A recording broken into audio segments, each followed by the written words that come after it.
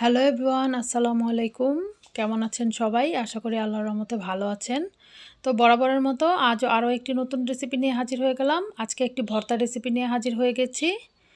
অসাধারণ এবং লোভনীয় স্বাদের একটি ভর্তা রেসিপি তৈরি করে দেখাবো, যেটা সকলেরই খুবই পছন্দ। দেখতেই পাচ্ছেন আমি এখানে 4 টুকরা ইলিশ মাছের লেজ নিয়ে নিয়েছি। তো ইলিশ মাছের লেজগুলো হলুদ লবণ মাখিয়ে রেখেছিলাম, এখন সুন্দর করে ভেজে নিব। তো বুঝতে পারছেন আমি আজকে ইলিশ মাছের লেজ ভর্তা করে দেখাবো। তো এই ভর্তাটার স্বাদ কিন্তু অতুলনীয় হয়, গরম ভাতের সাথে কিন্তু এই ভর্তাটা খেতে দারুণ লাগে। তো এটা শুধু ভাত দিয়ে নয়, পোলাও, বিরিয়ানি সব কিছুর সাথে কিন্তু খেতে অসাধারণ লাগবে।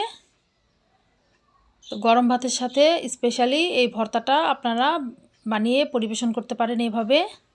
তো আজকে আমি ইলিশ মাছের লেজ ভর্তা করার জন্য প্রথমেই ইলিশ মাছগুলোকে লাল করে ভেজে নিচ্ছি।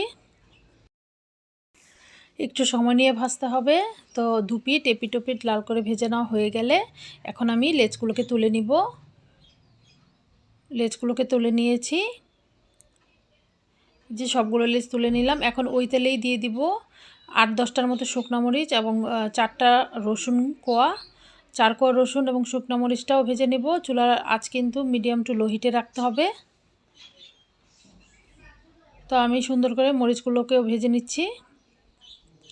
ভর্তাটা বানানো একটু ঝামেলার হলেও, কষ্টদায়ক হলেও ভর্তাটা খেতে কিন্তু অসাধারণ লাগে।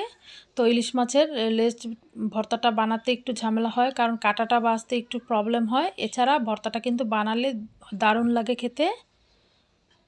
এখন কুচি করে রাখা পেঁয়াজ দিয়ে দিলাম পর্যাপ্ত পরিমাণে, এখানে হাফ কাপের একটু বেশি হবে পেঁয়াজ কুচি।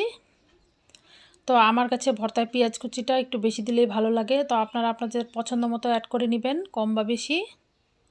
তো পেঁয়াজটাকে কিন্তু কাঁচা বা কুচি করেও ভর্তা বানানো যেত।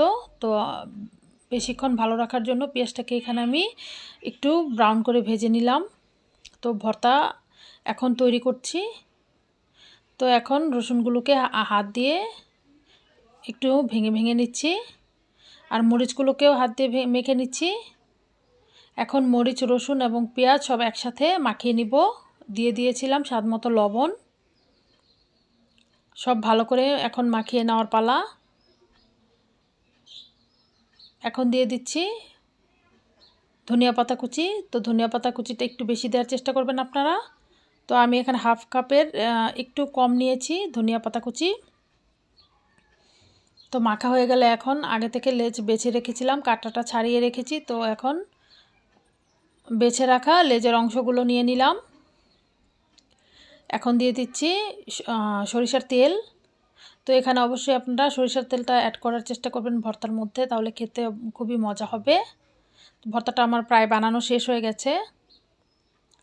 তো আপনারাও বানিয়ে গরম ভাতের সাথে পরিবেশন করুন, দুর্দান্ত স্বাদের হয় খেতে। তো আজকের রেসিপিটি এ পর্যন্তই। সবাই ভালো থাকবেন, সুস্থ থাকবেন। আল্লাহ হাফেজ।